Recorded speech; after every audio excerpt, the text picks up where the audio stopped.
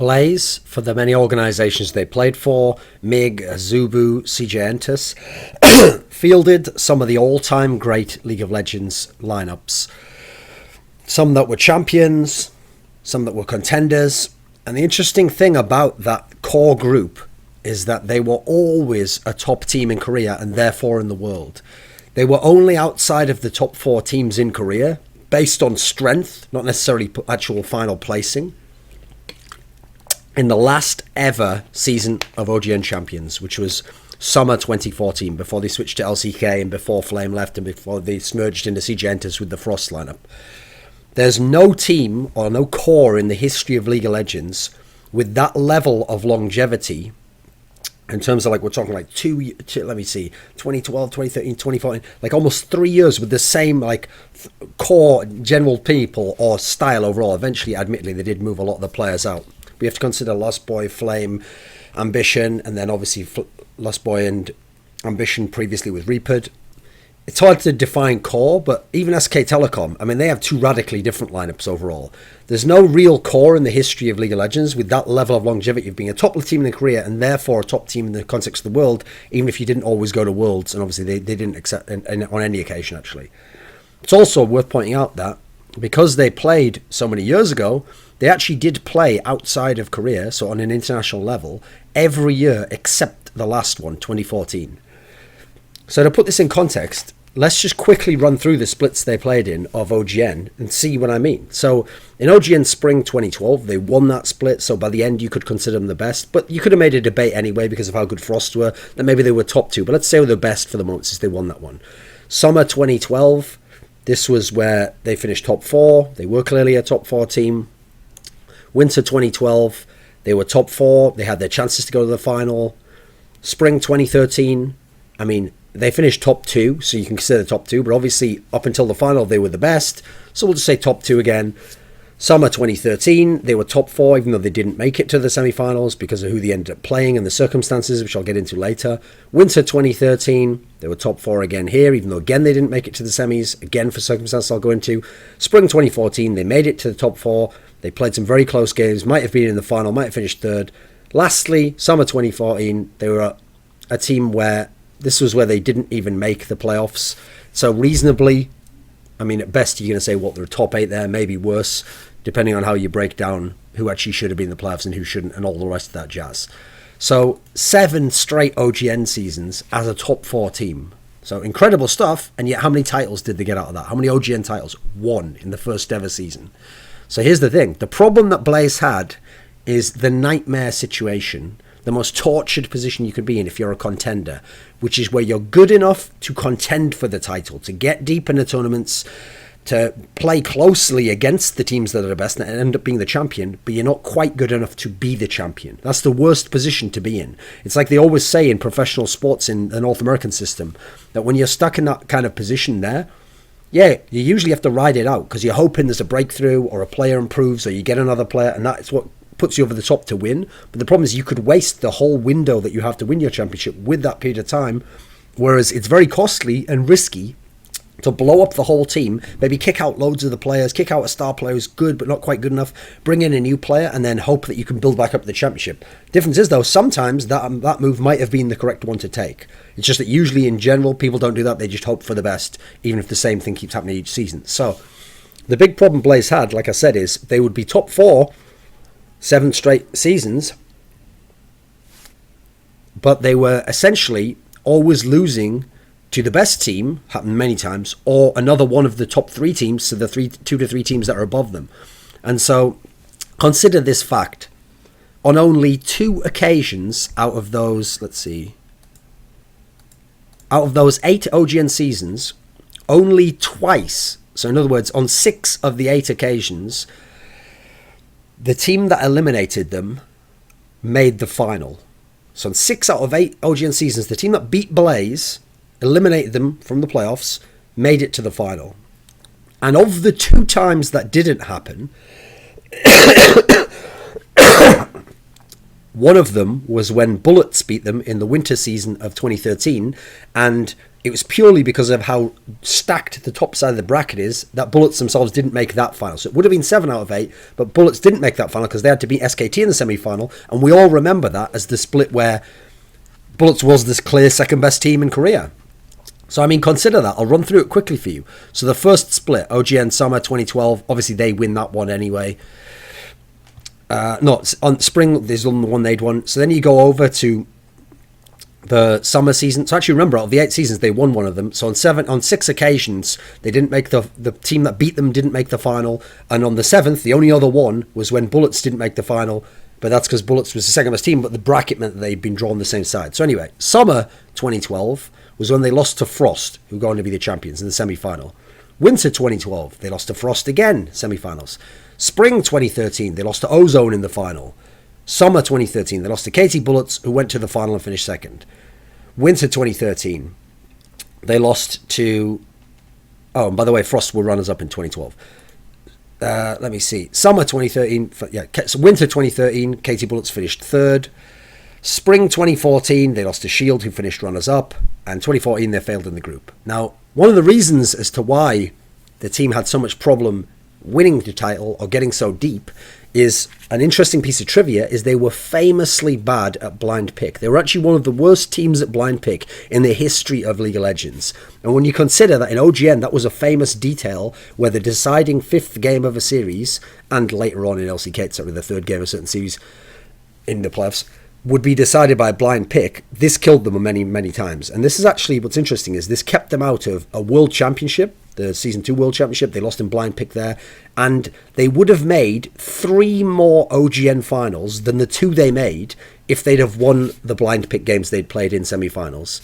So in summer 2012, they lost to Frost in a blind pick in the semi-final. Frost went on to the final, beat CLGEU there.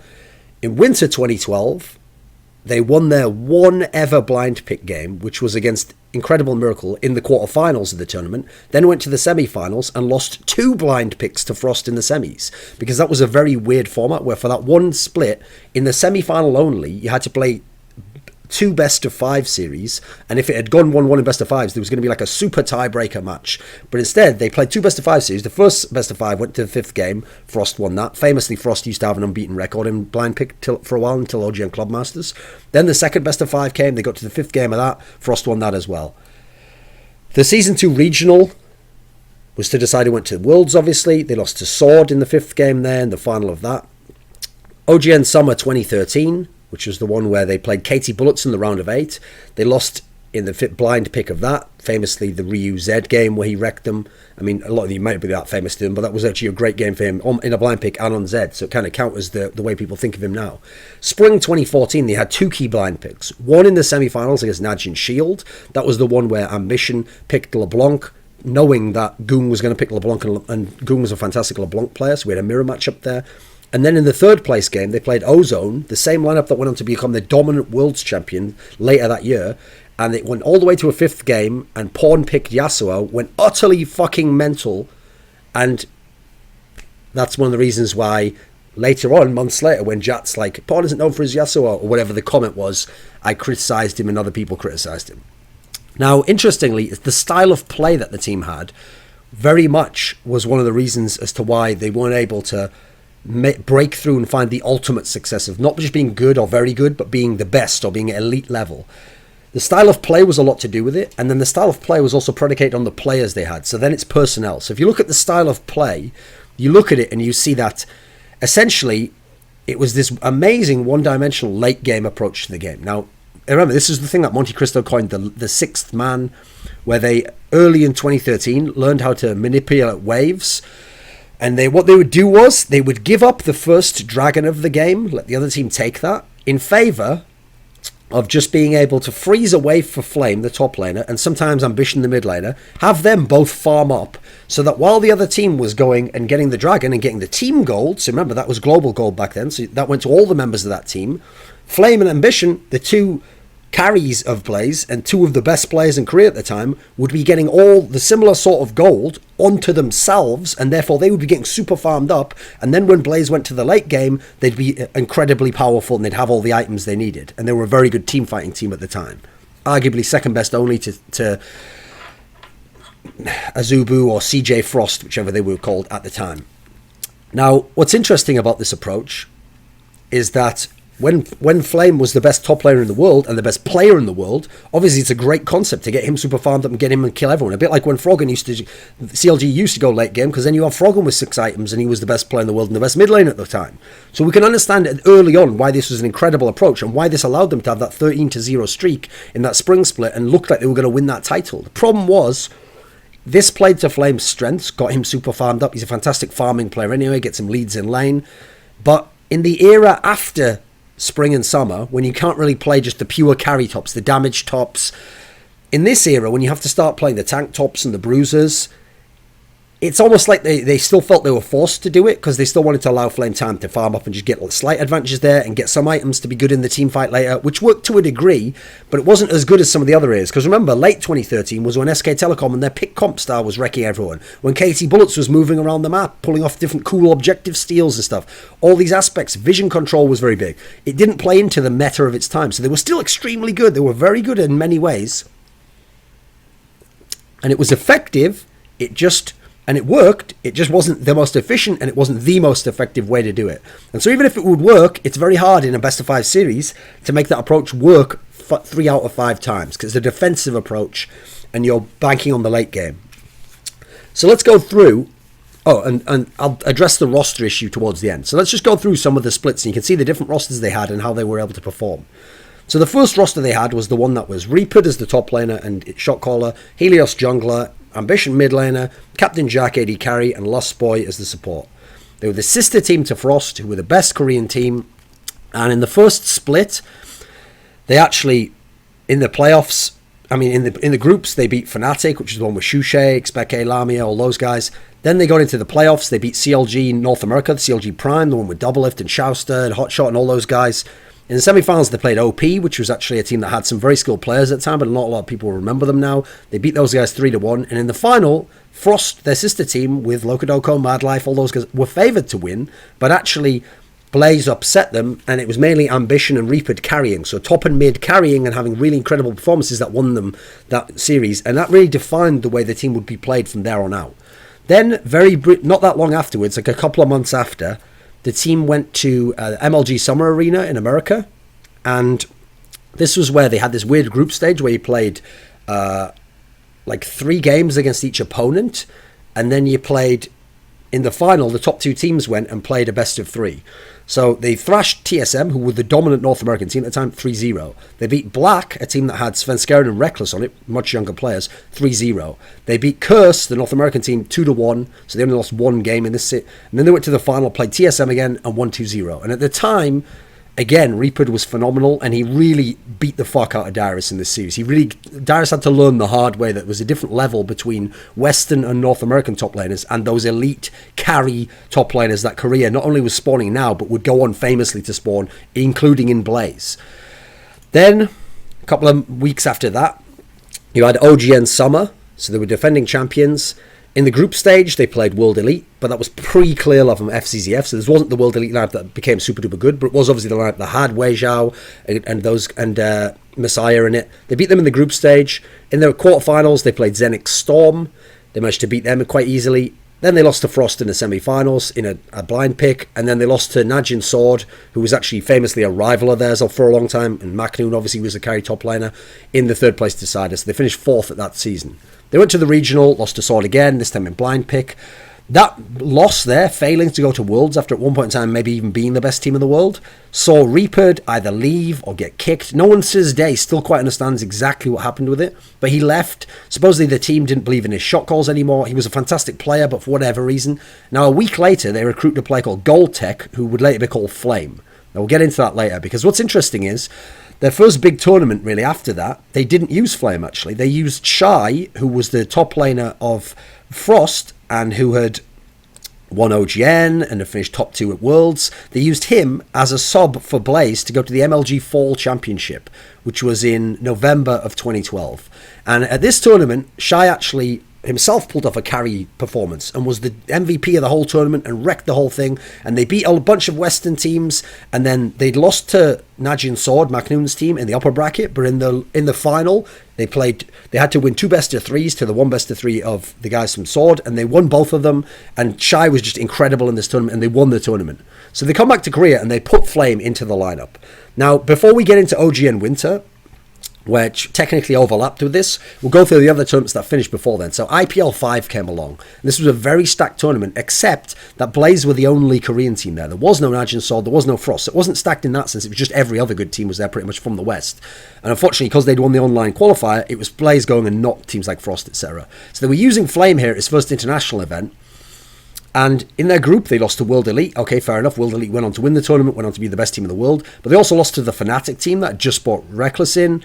And later, as a result, they came out of their group in 3rd place, which meant you went straight into the lower bracket. In the lower bracket, they played TSM, who famously always lost to Koreans. They beat them. Then they lost to Moscow 5 in a 1-2 series. And so they only finished 7th to 8th at this big international tournament, which is obviously shocking and made a lot of people question Flame. Like, would he be a good player? Could he handle the pressure? And losing to M5 is obviously interesting because later on we'd see that rivalry when they became Gambit reignited. Because at the very next tournament, this is one of the key storylines for Gambit, is IEM Katowice in early 2013. In the group stage, Blaze beats Gambit. This is the one where Gambit tried to, like, I think that was the game where they tried to copy the Curse of the Sad bullet time combo from Korea and failed, and Blaze just wrecked them. Then they beat MYM, beat Curse, so they came out of the group in 1st place. In the semi-finals, they played Fnatic, who I think at that tournament, that was the first time they were using Yellow Star's AD carry because Records couldn't play anymore. They beat them 2-1, they go to the final, and in the final they meet Gambit. And Gambit's just 2-0'd Frost, their sister team, who at the time were considered better than Blaze. And they come up, and even though they know how they played against Frost, Gambit beats them 2-0 and beats them quickly, so they don't even get to go to any kind of late game style. Now, in OGN, for that time period, some of those games had been played beforehand. So in the group stage, they had the 2nd best record. They'd gone 4-1-1. They'd beaten a bunch of good teams, including Sword, who obviously went on to win that particular season of OGN later. In the round of 8, as I said, they beat Incredible Miracle in a blind pick. Then they lost the 2 blind picks to Frost in the semi-finals, and they lost to KT Bullets, obviously the core of which would go on to be one of their biggest rivals going from this point forwards. 3-0 in the 3rd place match, although admittedly that was before KT Bullets had INSEC. So the IEM World Championship comes around in March, so like a month or so after OGN Winter finishes, for Blaze at least. And in the group stage, they beat all of their opponents except Gambit. They again lose to Gambit. They're now 0-3 from Gambit in that particular year. In the semi-finals, they play SK Telecom, which was a great matchup because it was Reaper's SK Telecom that won IEM Cologne. So the guy they'd kicked out as their carry top laner comes back with his own team that he's purely shot calling, who aren't even great players, and he's against his old great team that now has Flame, who's really coming to his own, and by this time is a very good player. They beat them 2-0 in a pretty good series. They then go and play Frost in the final. Remember, they've lost to Frost so many times before. Frost is the better team, is considered the A team of the organisation. They beat Frost 3-1 in the final. And as a result, they win an international title, at the time considered a really big one. IEM World Championship at the time was very big. They overcome Frost. Flame's one of the best players in the world. And it really leads into what happens in the spring then. Because in the spring, they become the best team in the world. After initially having some just okay results at the beginning of the season, like they'd lost to SK Telecom's 2nd team, the Faker one, which is obviously the famous set of games you remember where he was on Nidalee, etc. Then they'd tied KT Arrows, which at the time wasn't that great a team, but had Cacao.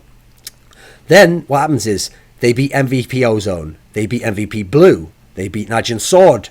And after these wins, they've started their streak that becomes the 13 game winning streak. Because in the playoffs, they play Sword, champions of the last split, still got McNoon at the time. They 3-0 them. They play Frost, their sister team, always struggled against them in OGM playoffs, except the first one of all time when they had Reapered. They 3-0 them, continuing their form from the IEM World Championship. In the final, they go in with this 13-game winning streak. They play Ozone, the team they started their streak against, beating 2-0. They're massively favoured. There's not a single person I ever saw, an expert anywhere, who said Ozone was going to win. But Ozone finds the strategy to beating them, which actually, by the way, was a way to shut down Flame, who at the time seemed ungankable, by just having Dade Zed roam top all the time, and also having Dandy, who later on went on to become probably the best jungler of all time. They 3-0 Blaze, and so Blaze is forced to finish second in the split, where actually they were probably the best team in the world, and this looked like they were destined to win, and Flame was going to become a champion at the time when he was the best player in the world.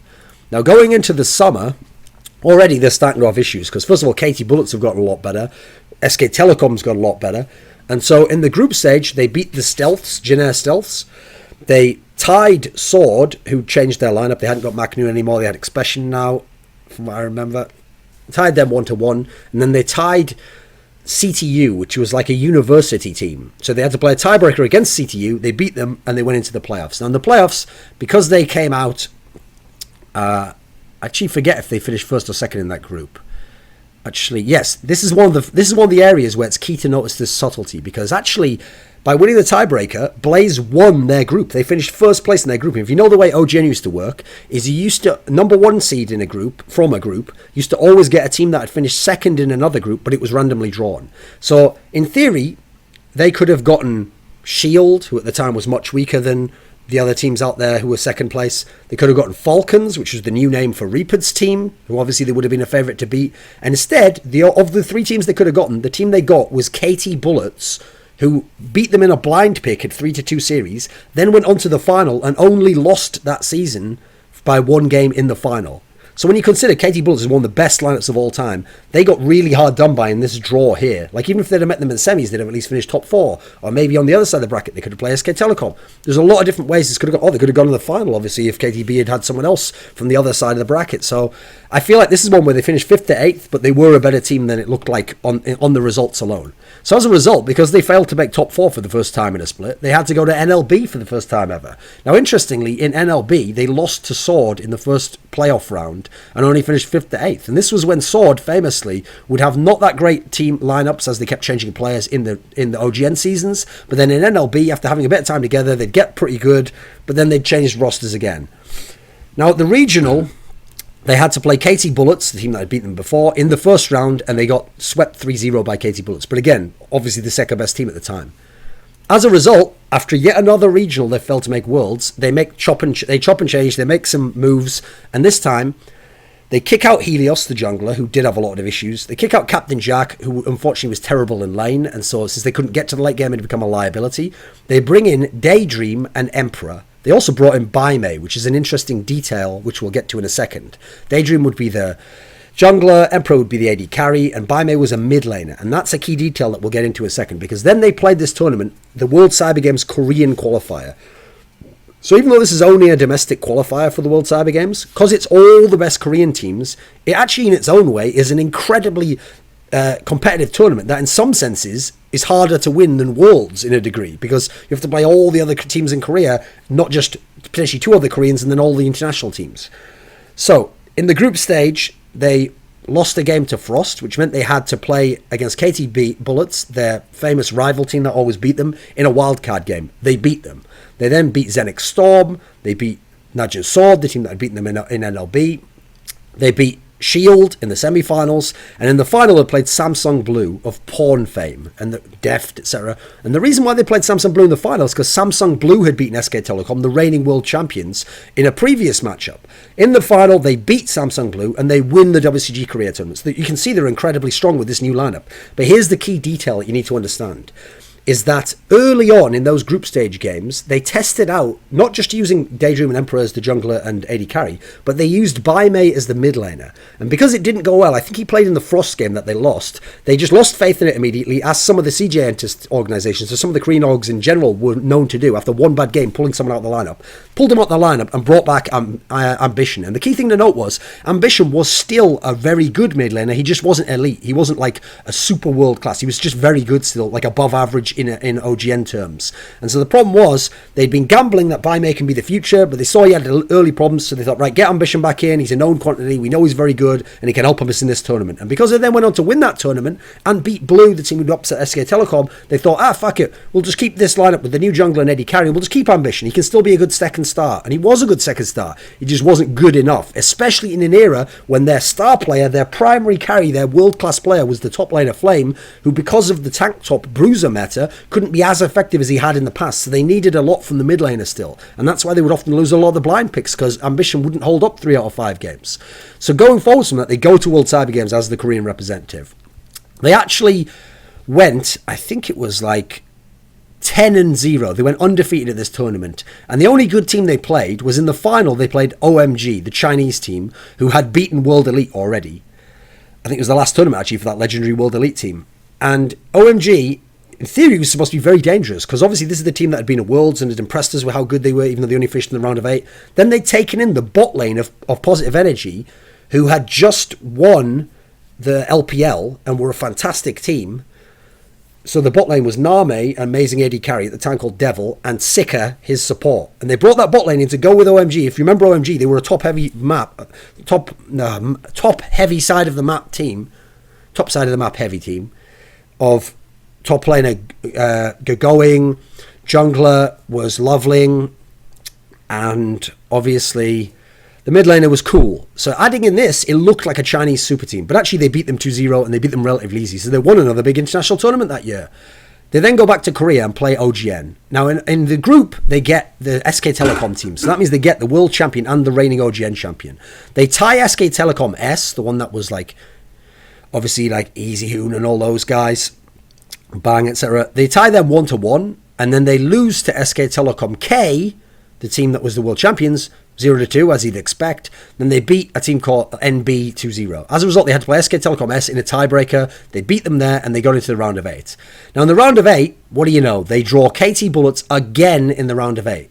Now, obviously, this time they came out their group in second, and KT Bullets were first. So in a way, you can say, okay, that's not so unlucky to get them. You're going to get a very good team. But again, consider the other teams they could have gotten. So there's obviously going to be 2 other teams you can get, because you can't get the team from your own group, SK Telecom. So aside from KT Bullets, the second best team, you already know if SK Telecom and the second best team are out of the equation, that the 2 teams I'm going to name are going to be weaker than those teams. So here's the 2 teams they could have gotten. They could have gotten Zenix Storm, who they almost certainly would have beaten, who were good, but actually didn't show up in the playoffs. Or they could have gotten Samsung Ozone, who just failed Worlds and who were decent and only went to the final because SK Telecom, Bullets and Blaze were all on one side of the bracket because of how it worked out. And as a result, weren't really deserving of that top 2 finish that they got. So they could have had a much easier, more manageable round of 8 matchup. Instead, they got KT Bullets, and again, KT Bullets beat them, this time 3-1. So, back down into NLB they go. But as if to show the quality of this Neo Blaze lineup with Emperor and Daydream, they do fantastically at this point in time in NLB. They beat everyone. They beat Falcon. They beat Samsung Blue again, which still has Pawn. They beat Najin Sword 3-1 in the final. They showed they were an elite team. And as I said, even though they finished 5th to 8th in OGN, they were a top 4 team that season, if not top 3. It's just the way the bracket went. So OGN Spring 2014 comes around. Now this is a very underrated run. And I want to talk about this one, because in the group stage, they beat Incredible Miracle 2-0. They tie Najin Shield, who obviously ends up being the runner-up of this season, 1-1. And then they beat Zenix Storm 2-0. Now, they then played Shield in a tiebreaker for first place. So they lost this tiebreaker and got to play KT Arrows, who, from what I remember, had finished first place in the group that had SK Telecom and had beaten SK Telecom K, shockingly, remember with Cacao. And so, in theory, they've gotten a hard group here, like a hard draw, a team that could be very dangerous. But actually, they win 3-1. Flame's like the MVP of the series. And KT Arrows show that they're not quite stable enough or consistent enough. It's not quite their time yet. Obviously, they would win the next split of OGN. So then, they play Shield, the team that they played in the group stage, in the semi-finals. And this goes to blind pick. They lose narrowly in the blind pick series. Then they play Samsung Ozone, the team, as I said, who went on to win Worlds. They lose in the blind pick of that. And so Shield ends up runner-up, and they went 3-5 against Shield overall for the whole season, when you consider that. So they finished 4th, and they clearly were a top 4 team. Then OGN Summer comes along. Famously, well, maybe it's not famous, actually. I guess I shouldn't say that. Famous to me, when I think of it, there are stories behind the scenes that after so long of trying and things going badly, Flame and certain others, mainly Flame, just stopped giving a fuck, stopped practicing, and like just kind of played the games, played the official games, weren't going as ham, and just started trying to enjoy their life after trying so hard for so many years and not being able to break through, despite in theory being the best player at your position at times and just not having the right pieces or not having the right bracket draws, etc. They kind of gave up a bit. But this was the split where, most famously, they'd brought in Gunza to replace Lost Boy. And this would be the first time they didn't make the playoffs of OGN. They'd made 7 straight seasons in the playoffs beforehand. In the group stage, they beat MKZ, which was like Mid-King and a few of those former Incredible Miracle players. They lost to Katie Arrows with Cacao 0-2, and then they tied Stealths 1-1. Now, if you know the history of some of the past runs, as I've described, normally that would get you to play a tiebreaker against Stealths. Actually, because Stealths had tied Katie Arrows rather than lost to them, that meant that actually Stealths just went through in second place because of the tie that Blaze had. So when Blaze played them, the first game was the one they played Kale, but it didn't go that well. Captain Jack went ham. I think he might have been on Cogmore. I'm not sure. But maybe Twitch. One of the two. I think it might have been Twitch. And because Stealths won that one game, Stealths were already through. In the second game, that didn't really matter. Flame picked Kale again, went utterly mental and had like 12-2 and whatever as his scoreline. But it didn't matter. The season was over and they didn't make top 8. Then they went into NLB. Again, they didn't give a fuck. In NLB, they beat Incredible Miracle, but then they lost to Sword, who actually obviously went on to have a bunch of good players because we saw them in Najin teams, etc. later. 1-2 in the quarterfinals. Now, at that point in time, the sister teams get killed. They merge the teams together. So Flame leaves. They pick Shy instead. Daydream and Emperor are let go, despite both being arguably the best players at those positions in the org. And Ambition becomes a jungler inexplicably, but it goes on to be half decent at it later on. So you can see some of the key problems this team had was kept trying to, first of all, in theory a bit unlucky, in as much as when they were the best in 2013, obviously along comes Ozone, which turns out to have some of the best players of all time, and we just don't know it at the time, and figures out this crazy approach to beating them. Then you have, later on, they keep getting drawn against Katie Bullets all the time, sometimes way too early, so you don't get to see, in terms of final placing, how good they are. Then you add in, Ambition goes from being the best mid laner to gradually just being elite, to being a little bit that, to being above average, but not great. And the whole time, he's still having a top solo queue placing, so CJ sticks with him, Blaze stick with him, I think he can still make it. He still wins some of the games, we're just unlucky in those last games. Whereas really, they probably, if not the Buy-Me move, because Buy-Me didn't exactly go on to set the world on light, they probably should have looked into some sort of a move here. Like, make the game less mid-centric, change up, go for some superstar player. Obviously, they could have put Coco onto their team instead of putting him onto Frost at the time with a weaker team. There are lots of different options to what they did that they didn't do, unfortunately, because they were good, but not quite good enough in the end. So yeah, to me, they are the ultimate tortured team because of how good they were for so long, and yet the few championships they actually yielded. Although some of their runs were underrated, such as the OGN Spring Runner 2014, the NLB Runner 2014, managing to win World Cyber Games and thus having won the qualifier for Korea, and also probably the IEM 7 World Championship in March of 2013, which people forget about, which was a big international tournament. That's it.